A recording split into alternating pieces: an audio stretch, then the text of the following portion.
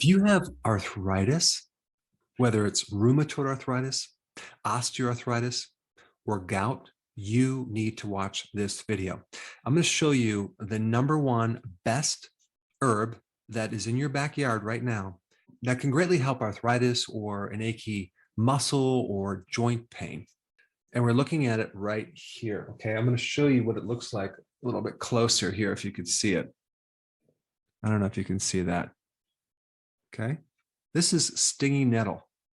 Okay, stinging nettle. I just took a little bit from the woods and put it into a pot, and it grows like crazy. You barely need to water it.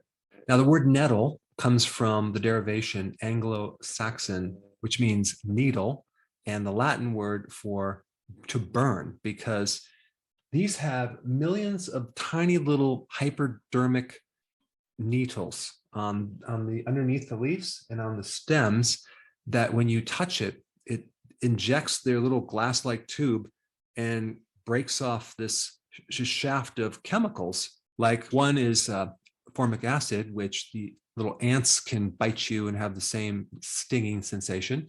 Or if you're stung by a bee, it has formic acid. And so the formic acid can cause a little bit of stinging pain. It's not too bad, but it can definitely create some pain. And then there's histamine substances in there. There's serotonin, acetylcholine, and probably 1,000 other chemicals. And they don't know exactly what chemical is creating the anti-inflammatory effect, but it could even be your own immune system reacting to these chemicals and reducing inflammation that way. We don't know. All we know is when you expose this to an inflamed joint, whether it's on your fingers or your big toe or your shoulder or your knee, it can greatly reduce the inflammation and pain. And so it's fairly safe. It's extremely available. It's all over the place. It grows like a weed, very low cost, and it's even edible. There's actually a lot of nutrition in this plant. It has calcium, it has selenium, it has the B vitamins, it has vitamin C, vitamin E. Some people put it in their soup.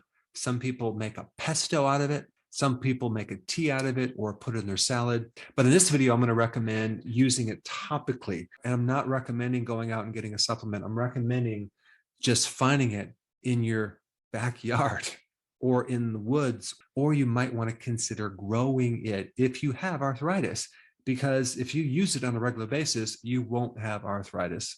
And it's interesting because I talked to a farmer who had very severe arthritis. I mean, he was basically crippled, and he got in his riding lawnmower and he was cutting his lawn and he ran over a bee's nest. Okay.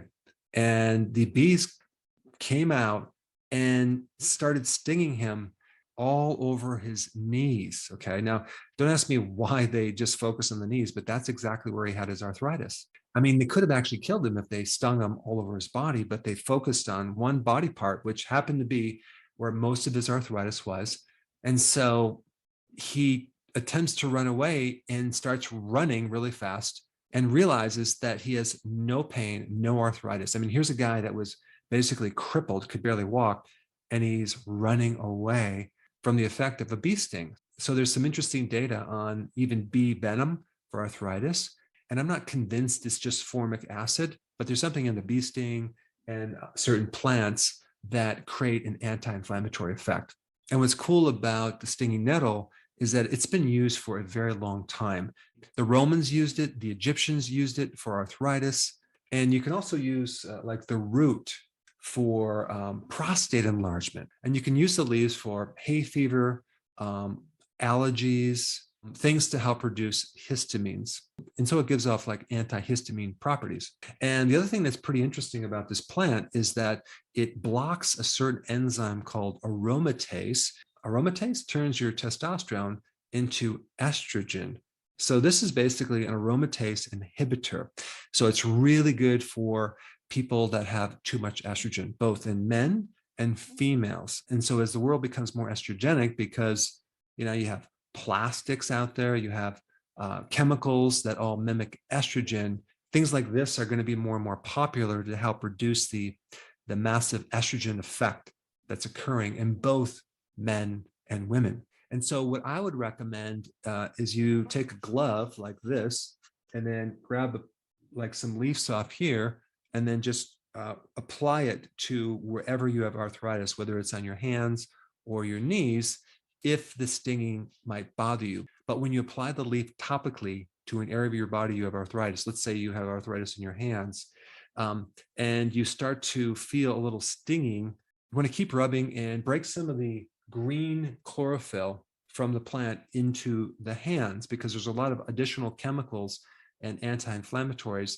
that will quickly counter any type of pain that you might experience from the little needle sensation. But you're going to notice really quickly that the inflammation is going to go right down, and you'll start noticing like your stiffness will go away, the pain will go away, whether it's in your hands, a shoulder, a knee, or even your big toe. And I'd recommend using this like several times a day until you're actually pain-free. So I just wanted to share a very simple remedy that you might have sitting in your backyard. Now, if you have not seen my video on fasting for inflammation and pain, I put it up right here. Check it out.